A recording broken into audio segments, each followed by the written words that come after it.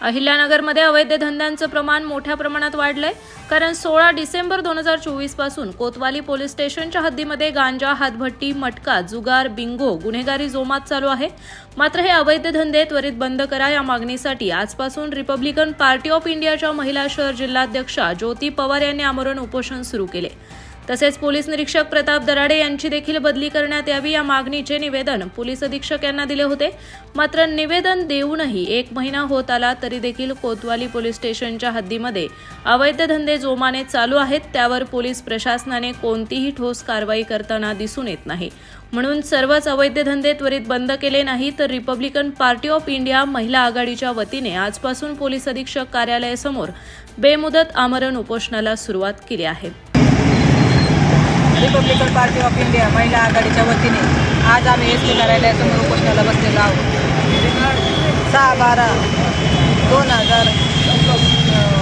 16/12/2024 रोजी SP साहेबांना निवेदन दिले होते। कोतवाली हद्दीतील सर्व 2 नंबर धंदे बंद व्हावे। निवेदन देऊन 10 ते 15 दिवस होत आलेले आहेत, अजून सुद्धा कोणतीही कारवाई झालेली नाही। जोपर्यंत 2 नंबर धंदे बंद होत नाही तोपर्यंत आम्ही उपोषण करतो। अहिल्यानगर शहरात आयोजित करण्यात आलेल्या राज्यस्तरीय वधूवर परिचय मेळाव्यानिमित्त जिल्ह्यासह राज्यातील बांधव एकत्र आले होते। या वधूवर मेळाव्यात लग्नात डीजे बंदीचा ठराव घेण्यात आला, तर डीजे लावणाऱ्या समाज बांधवांच्या लग्नात संघटनेचे पदाधिकारी उपस्थित राहणार नसल्याचा इशारा देखील देण्यात आला। यावेळी समाज बांधव आणि महिला वर्ग मोठ्या संख्येने उपस्थित होत्या। आज चालू करायचं आज चर्मकार संघर्ष समिती महाराष्ट्र राज्य या संघटनेच्या वतीनं चर्मकार समाजाचा राज्यस्तरीय भव्य असा वधूवर परिचय आणि पालक असा मेळावा या ठिकाणी घेण्यात आला। या माध्यमातून समाजामध्ये जो विखुरलेला समाज आहे आणि तो समाज एकत्रित येण्यासाठी आणि त्यांचे जे मुलं आहेत, त्यांच्या मुली आहेत, त्यांचे विवाह या ठिकाणी जुळण्यासाठी आम्ही हा प्रयत्न या ठिकाणी केलेला आहे। आणि गेले 20 वर्षापासून सातत्याने चर्मकार समाजाच्या वेगवेगळ्या कामासाठी चर्मकार संघर्ष समिती या ठिकाणी काम करत असेल। हे काम करत असताना आम्ही गठई कामगारांसाठी सुद्धा अत्यंत चांगल्या प्रकारचं काम या ठिकाणी केलेलं आहे। त्या गठई कामगारांना पीच परवाने मिळवून देण्याचं सगळ्यात मोठं काम या संघटनेच्या माध्यमातून करता आलं, त्याचा मला या ठिकाणी खूप अभिमान आहे। त्याचबरोबर समाजातील जे दुर्लक्षित घटक आहेत की ज्यांच्याकडे लक्ष जात नाही आणि काही जे बलवान लोक आहेत ते त्या ठिकाणी त्यांच्यावर अत्याचार करतात, तर अशा लोकांचा बंदोबस्त करण्याचं कामसुद्धा संघटनेच्या माध्यमातून मागील काही काळामध्ये आम्ही केलेलं आहे। आणि सर्वात महत्त्वाची गोष्ट म्हणजे ही जी आमची संघटना आहे ती छत्रपती शिवाजी महाराज, शाहू फुले आंबेडकर या विचारधारेवर चालणारी संघटना आहे आणि त्या माध्यमातूनच आम्ही गेले 20 वर्षापासून काम करतो। त्यामुळं आमच्या अनेक समाज बांधव आहेत त्या ठिकाणी त्यांना न्याय मिळालेला आहे। अनेक वधूवर परिचय मेळाव्याच्या माध्यमातून अनेक स्थळं या ठिकाणी म्हणजे विवाह त्या ठिकाणी जुळलेले आहेत। आणि आजच्या जर परिस्थितीमध्ये बघितलं तर सगळ्यात आम्ही जर फिरल्यानंतर माझ्या लक्षात आलं की या पालकांच्या समोरची जी समस्या आहे ती मुलांचे आणि मुलींचे लग्न होण्याची समस्या आहे। त्यामुळं प्रामुख्याने संघटनेने या गोष्टीकडे या ठिकाणी लक्ष घातलेलं आहे आणि त्या माध्यमातून आपल्या समाज बांधवांचं काहीतरी त्यांच्या ज्या मदत करता येईल ती करण्याचा या ठिकाणी संघटनेच्या माध्यमातून या ठिकाणी प्रयत्न आहे आणि आम्ही निश्चितपणानं या ठिकाणी प्रयत्न करतो। आजचा जो मेळावा संपन्न होत असताना या कार्यक्रमासाठी सुद्धा महाराष्ट्रातून भरपूर या ठिकाणी वधूवर आणि पालक त्यांचे आलेले आहेत। आमच्या कार्यक्रमासाठी माजी आमदार भाऊसाहेब कांबळे, त्याचबरोबर या शहराचे लाडके आमदार संग्रामभाई जगताप आणि त्यांच्याबरोबर आमचे राष्ट्रवादी काँग्रेस पार्टीचे शहर जिल्हाध्यक्ष संपतराव बारसकर आणि असे शहरातील आणि जिल्ह्यातील आणि महाराष्ट्रातील मान्यवर या ठिकाणी उपस्थित होते आणि मेळावा हा अत्यंत चांगला आणि व्यवस्थित पद्धतीने या ठिकाणी संपन्न झालेला आहे। मी पुन्हा एकदा आमच्या चर्मकार समाज बांधवांची आणि त्यांचे जे वधू आणि वर आणि पालक मंडळी आहे त्यांना या ठिकाणी अभिनंदन करतो आणि त्यांच्या ज्या गोष्टी आहेत पुढच्या काळामध्ये सुद्धा आम्ही त्या ठिकाणी त्यांना निश्चितपणानं मदत करू ही एक या ठिकाणी भावना व्यक्त करतो आणि थांबतो. भारतातील पहिले HMPV प्रकरण समोर आल्यानंतर भारतीय शेअर बाजारात गोंधळाचे वातावरण पाहायला मिळाले आहे. कारण आज सेन्सेक्स 1200 अंकांनी घसरला तर राष्ट्रीय शेअर बाजाराचा निफ्टीही 360 अंकांनी कोसळला. बँकिंग, फायनान्स आणि ऊर्जा समभागांमध्ये मोठी पडझड होताना मिड कॅप आणि स्मॉल कॅप समभागांमध्ये ही विक्रीचा सपाटा पाहायला मिळत आहे. तसेच इंडिया विक्स बाजारातील अस्थिरता मोजणारा निर्देशांक 13.37% घसरणीसह व्यवहार करत आहे. कारण HMPV या व्हायरसची भारतात एंट्री झाली असून याचा पहिला रुग्ण बंगळुरू येथे आढळला आहे. त्यामुळे शेअर बाजारात खळबळ उडाली आहे. बांगलादेशातील इस्कॉनचे स्वामी चिन्मय कृष्णदास ब्रह्मचारी यांना देशद्रोहाच्या आरोपाखाली अटक केली आहे. कारण चिन्मय कृष्णदास हे बांगलादेशातील हिंदू समाजाचे प्रतिनिधित्व करत होते आणि तेथील अल्पसंख्याकांच्या हक्कासाठी शांततापूर्ण मार्गाने आवाज उठवत होते. ही घटना अत्यंत खंत व्यक्त करणारी असून स्वामी चिन्मय कृष्णदास यांची त्वरित सुटका करण्यात यावी. त्याचबरोबर अहिल्यानगर जिल्ह्यातील पुंतांबा या ठिकाणी महादेवाच्या मूर्तीची विटंबना करण्यात आली. पुंतांबा येथे एकाच महिन्यात ही दुसरी घटना असल्याने लवकरात लवकर या घटनेचा तपास करून दोषींवर कडक कारवाई करण्यात यावी या मागणीसाठी अहिल्यानगर येथील दिल्ली गेट येथे आज हिंदू राष्ट्र समन्वय समितीच्या वतीने राष्ट्रीय हिंदू आंदोलन घेण्यात आले. घटना आहे अतिशय निंदनीय घटना आहे. आपल्या आईच्या समोर मुलीचा बलात्कार होतोय, बापाच्या समोर मुलीचा बलात्कार होतोय, पतीच्या समोर पत्नीचा बलात्कार होतोय आणि नरसंहार केला जातो. त्याची राक्षसी प्रवृत्ती आहे. ज्यावेळेस धर्माला ग्लानी येते, धर्म हा भगवान परमात्मा हा प्रत्यक्ष जे निराकार असलेले आकाराला येतात आणि जन्म घेत असतात. गीतेचा ब्रीद आहे, वाक्य आहे, यदा यदा धर्मस्य ग्लानिर्भवति भारत अद्वितीयो धर्मस्य तदात्मनं सृजाम्यहम्. त्याप्रमाणे आता वेळ आलेली आहे. आता आपण भारतामध्ये राहतो आणि घटना बांगलादेशामध्ये होत आहेत. मग आपण भारतीय म्हणून आपलं काय कर्तव्य आहे? तर आपल्या देशामध्ये जी लोकशाही आहे, संसद आहे, संसदेमध्ये एखादी छोटीशी घटना जर असेल, किरकोळ जर मुद्दा असेल तर विपक्ष मात्र मोठा मुद्दा उठवतात. परंतु अतिशय अमानवीय घटना होत असताना सुद्धा विपक्षाकडून कुठलाही त्यावर. माझ्या हिंदू मातृशक्ती हिंदू बांधवांनो,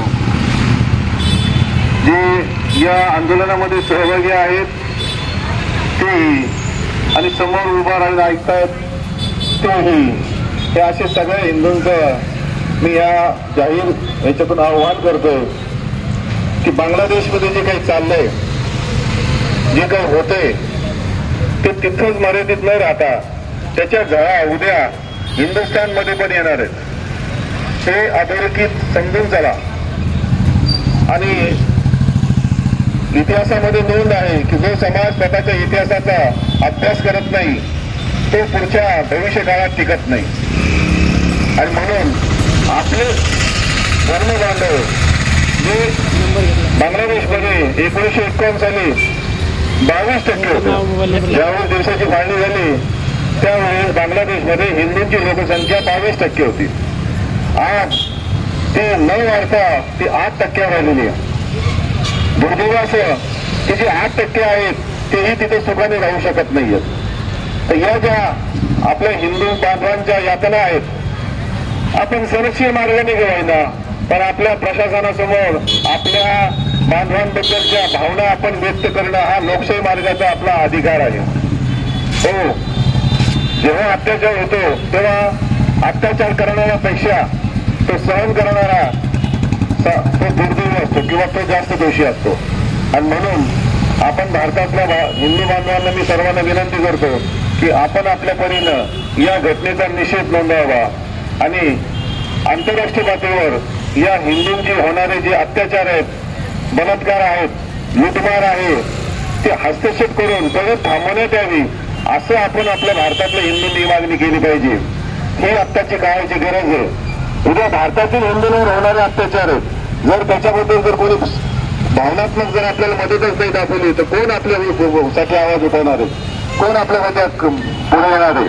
आपणच आपल्या बांधवांसाठी अत्याचार जे होतो तो सांगितला पाहिजे. एक हिंदूंची वृत्ती आहे बरं दुःख आहे शीतल, म्हणजे दुसऱ्या हिंदूला अत्याचार झाले तर या दुसऱ्या हिंदूला काही वाटत नाही. ही हिंदूंची मानसिकता आपण सोडली पाहिजे.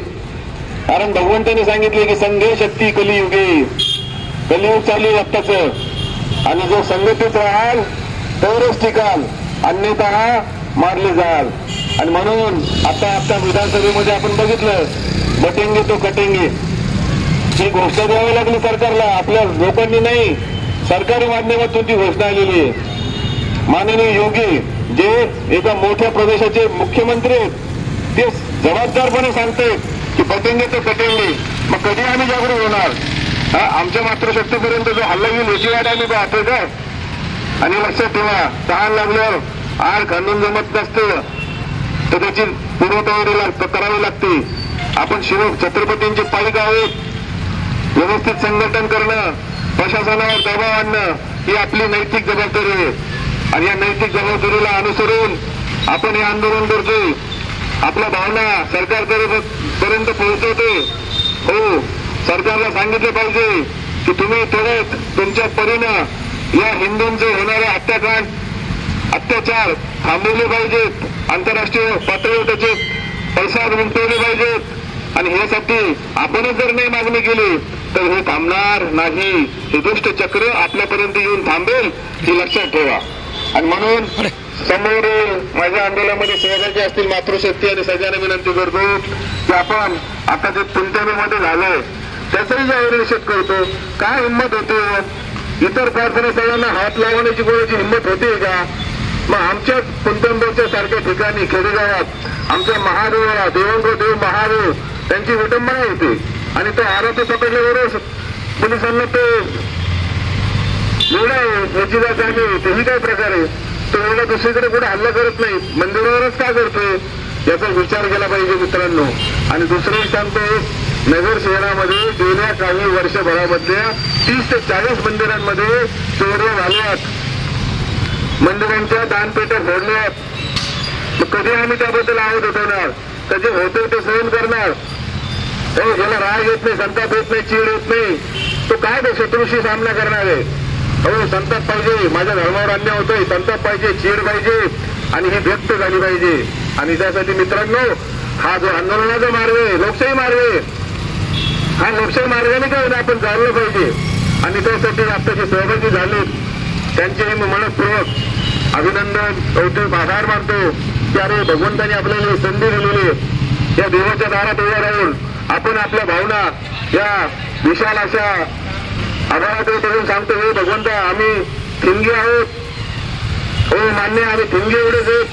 हो, पण वनवा पेटेला ठिंगी स्फोट झाले म्हणून ठिंगीने हे स्वतःला कमी समजून चालवायचं नसतं. हर हर महादेव, हर हर महादेव, हर हर महादेव. पाकिस्तान, अफगाणिस्तान आणि बांगलादेशमध्ये सातत्याने हिंदूंवर अत्याचार चालू आहे. या आंदोलनाद्वारे आम्ही अशी मागणी करतोय भारताच्या केंद्र सरकारकडे, माननीय नरेंद्रजी मोदी यांच्याकडे की लवकरात लवकर सीएए हा कायदा आणावा आणि पाकिस्तान, अफगाणिस्तान आणि बांगलादेशातील हिंदूंना भारतात आणून त्यांना भारतीय नागरिकत्व देण्यात यावं आणि त्यांना सन्मानाचं जीवन जगता यावं यासाठी भारतात आणून त्यांना भारतीय नागरिकत्व देण्यात यावं. कारण नुसतं बांगलादेशच नव्हे तर पाकिस्तानात सुद्धा सातत्याने हिंदूंवर अत्याचार चालू आहे. आणि या देशातील अनेक ठिकाणी सुद्धा खरं तर पाहता भारतामध्ये हा भारत हा हिंदू भाग आहे. असं असताना सुद्धा इथे सुद्धा हिंदूंवर अनेक ठिकाणी अत्याचार चालू आहे. नुकतंच 24 तारखेला नगर जिल्ह्यातील तुमतांबा या ठिकाणी सुद्धा आपल्या मंदिरांवर अशाच प्रकारे काही जवानांनी हल्ला केला आणि तिथे नासधूस केलेली आहे. तर मला या संदर्भात भारतात त्याही संदर्भात एक कायदा करण्यात यावा आणि भारतामध्ये जो नरेंद्रजी मोदी यांनी मागील काही कालावधीमध्ये NRCचा कायदा आणण्याचा प्रयत्न केला होता, परंतु काही जिहादी प्रवृत्तीच्या विरोधकांनी तो आणून पाडण्याचा प्रयत्न केला. तर तो NRCचा कायदा सुद्धा लवकरात लवकर पारित व्हावा आणि या देशात बेकायदेपणे राहणाऱ्या बांगलादेशी आणि रोहिंग्यांना सुद्धा इथून हाकलून देण्यात यावं. हिंदुत्ववादी संघटनांनाही मी आवाहन करू इच्छितो की त्यांनी या ठिकाणी राहणाऱ्या बांगलादेशी व रोहिंग्यांना हुडकून काढावं आणि त्यांना पोलिसांच्या स्वाधीन करण्यात यावं अशी मी हिंदुत्ववादी संघटनांकडे देखील मागणी करतो. कारण सगळंच काम सरकारने करावं असं नाही, तर काही जबाबदारी आपली पण आहे. त्यामुळे मी भारत सरकारकडे पुन्हा एकदा मागणी करतो की त्यांनी बांगलादेशातील हिंदूंच्या संरक्षणासाठी लवकरात लवकर पावले उचलावीत आणि बांगलादेश सरकारला वठणीवर आणण्यासाठी आंतरराष्ट्रीय पातळीवर हालचाल करण्यात यावी. बांगलादेशमध्ये इस्कॉनचे शिंदे कृष्णदास ब्रह्मचारी त्यांना अशी अटक झालेली आहे. जवळजवळ मागील 2 महिन्यापासून ते जेलमध्ये आहेत. तर त्यांना त्यांची लवकरात लवकर सुटका करून त्यांना सन्मानाने भारतात आणण्यात यावं अशी मी केंद्र सरकारकडे मागणी करतो आणि माझे 2 शब्द संपवतो. जय. अहिल्यानगर शहरातील रेल्वे स्थानकाचे नाव बदलून अहिल्यानगर करण्याची मागणी भाजप रेल्वे बोर्डाचे जिल्हाध्यक्ष अनिल सबलोक यांनी सेंट्रल रेल्वेचे महाप्रबंधक धर्मवीर मीना यांच्याकडे निवेदनाद्वारे केली आहे. रेल्वेचे महाप्रबंधक मीना यांनी भारतातील सर्व रेल्वे स्टेशनला पत्र पाठवून नामांतरची प्रक्रिया सुरू झालेली असून लवकरच नवीन नाव लावले जाणार असल्याचे आश्वासन दिले. सध्या अहिल्यानगर महानगरपालिकेचे शहर स्वच्छता अभियान सुरू आहे. शनिवारी स्टेट बँक चौक ते कोठी चौक दरम्यान स्वच्छता अभियान पार पडले. यात कचऱ्यासह प्लास्टिक, मातीचे ढीग उचलून साफसफाई करण्यात आली. नव्या वर्षात शहर स्वच्छतेसाठी महानगरपालिकेने संकल्प केला आहे. अहिल्यानगर शहर स्वच्छ शहर म्हणून ओळखले जावे यासाठी नागरिक, सामाजिक संघटनांच्या सहभागातून हे अभियान हाती घेण्यात आले आहे. प्रत्येक शनिवारी शहर आणि उपनगराच्या एक भागात हे अभियान राबवण्यात येणार आहे. अशातच शनिवारी महानगरपालिकेने स्टेट बँक चौक ते चांदणी चौक दरम्यान स्वच्छता अभियान राबवण्यात आले. तसेच या अभियानाला अहिल्यानगर शहरातून चांगला प्रतिसाद मिळत आहे. अहिल्यानगर शहरातील चितळे रोडवरील नेहरू मार्केटची प्रत्यक्ष पाहणी करून ती जागा अतिक्रमण मुक्त करून भाजी विक्रेत्यांना उपलब्ध करून देण्याची मागणी अहिल्यानगर हॉकर्स युनियनचे अध्यक्ष माजी नगरसेवक संजय झिंजे यांनी केली आहे. याबाबत त्यांनी मनपा आयुक्त यशवंत डांगे यांची भेट घेऊन निवेदन दिले. तसेच त्यांच्यासोबत चंद्रकांत उजागरे हे देखील उपस्थित होते. मात्र आता आयुक्तांनी निवेदनाची दखल घेत प्रत्यक्ष पाहणीसाठी 7 जानेवारी रोजी येण्याचे आश्वासन दिले आहे. अहिल्यानगर महानगरपालिकेचे चितळे रोडवर नेहरू मार्केट या नावाने मोकळी जागा ही महानगरपालिकेची आहे. ज्यावेळेस तिथं नेहरू मार्केट होते त्यावेळेस सर्व गाळाधारक आणि सर्व ओट्यावर बसणारी लोक हे नेहरू मार्केटमध्येच बसायचे. पण नेहरू मार्केट पाडल्यामुळं आज ते लोक नाईलाजास्तव त्यांना रोडवर बसावं लागते.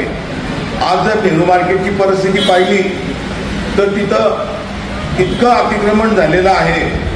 त्यानंतर त्याच परिसरातले सर्व लोक तिथं कचरा आणून टाकतात. काही लोक लघुशंकेसाठी जातात. बऱ्याच जणांनी त्यांच्या 4 व्हीलर गाड्या, 2 व्हीलर गाड्या ह्या सर्व महानगरपालिकेच्या मालकीच्या जागेत लावलेल्या आहे. आम्ही वेळोवेळी महानगरपालिकेला जाऊन लेखी निवेदनं देऊन तोंडी अधिकाऱ्यांना सांगितलं की चितळे रोडवरील जे भाजीवाले असतील, फ्रूटवाले असतील, ह्या सगळ्यांना आम्हाला नेहरू मार्केटच्या मोकळ्या जागेमध्ये बसायचं आहे. हे जे काही इथले अतिक्रमण काही लोकांनी केलेलं आहे हे सगळं अतिक्रमण काढा. मी हॉकर्स युनियनचा अध्यक्ष या नात्याने मी महानगरपालिकेला कळवू इच्छितो की आम्हाला ताबडतोब सर्व आतमधलं अतिक्रमण काढून द्या. त्याचबरोबर लाईट लावून द्या सर्व. त्याचबरोबर वॉल कंपाऊंड करून द्या आणि महिला आणि पुरुषांसाठी तेथे मुताऱ्या बांधून द्या. कारण आज तिथं लघुशंकेसाठी कोणतीही जागा नाही. त्याच्यामुळं लोक कुठेही लघुशंका करतात. ही आमची वेळोवेळीची मागणी आहे. आज अतिक्रमण आल्यानंतर अतिक्रमणाच्या पथकाला आम्ही सर्व दाखवलेलं आहे. आम्ही अतिक्रमणाला विरोध करत नाही, उलट अतिक्रमणाला आम्हाला मदतच करायची आहे. तरी मी महानगरपालिकेच्या आयुक्त साहेबांना सुचवतो की आपण स्वतः जातीने लक्ष घालून नेहरू मार्केटची जागा आम्हाला मोकळी करून द्या. आम्ही सर्व भाजीवाले आतमध्ये बसवायला तयार आहे. ती जागा नेहरू मार्केटच्या सर्व गाळ्याधारकांची आहे. ती जागा काही पे आणि पार्किंगसाठी नाही आहे. आम्ही सर्व इथं जे भाडेकरी आहे मी अध्यक्ष या नात्याने व भाडेकर आमचे जे सर्व भाडेकरी त्यांच्या वतीने आयुक्त साहेबांना मी विनंतीपूर्वक सुचवतो की लवकरात लवकर ते करून द्या. आम्ही सर्व आतमध्ये बसायला तयार आहे की जेणेकरून चितळे रोड हा एकदम मोठा आपल्याला वाहतुकीसाठी खुला होईल. चीनमध्ये HMPV या व्हायरसचा उद्रेक झाल्याने या पार्श्वभूमीवर राज्याच्या आरोग्य विभागाने मार्गदर्शक सूचना जारी केल्या आहेत. महाराष्ट्रात आतापर्यंत HMPVचा एकही रुग्ण आढळलेला नाही. मात्र आता चीनमधून आलेल्या या नवीन विषाणूमुळे चिंतेचे कारण नसले तरी नागरिकांनी आवश्यक दक्षता घ्यावी. तसेच या प्रकरणी भीतीचे वातावरण निर्माण करू नये. याशिवाय महानगरपालिकेने दिलेल्या सूचनांची अंमलबजावणी करावी असे आवाहन आयुक्त तथा प्रशासक यशवंत डांगे यांनी केले आहे. बालगायक वादकांमध्ये आध्यात्मिक धार्मिक संस्कार रुजावेत, संगीत साधनेच्या त्यांच्या आवडीला प्रोत्साहन मिळावे या हेतूने 12 जानेवारी रोजी सकाळी 9 ते दुपारी 4 या वेळात टिळक रोडवरील लक्ष्मीनारायण कार्यालयात 15वे राज्यस्तरीय श्री सत्यसाई बालभजन महोत्सव होत असल्याची माहिती संयोजक अशोक कुरापाटी यांनी दिली. या महोत्सवात राज्यभरातील सुमारे 150 बालगायिका वादक सहभागी होणार आहेत. अहिल्यानगरच्या यश सोमानियाला दिल्लीत 9 ते 12 जानेवारी या कालावधीत होणाऱ्या राष्ट्रीय पातळीवरील युवा महोत्सवात पंतप्रधान नरेंद्र मोदी यांच्या समोर विकास भी विरासत भी या विषयावर सादरीकरण करण्याची मिळाली संधी. गुलमोहर रोड येथील कोहिनूर मंगल कार्यालयात 9 ते 12 जानेवारी दरम्यान सालाबाद प्रमाणे सावित्री ज्योती महोत्सवाचे आयोजन करण्यात आले आहे. या महोत्सवामध्ये मोफत महाआरोग्य शिबिर घेण्यात येणार असल्याची माहिती स्वागताध्यक्ष किशोर डागवाले आणि डॉक्टर दिलीप जोंधळे यांनी दिली. तर अशाच माहितीपूर्ण बातम्यांसाठी चॅनलला सबस्क्राईब नक्की करा.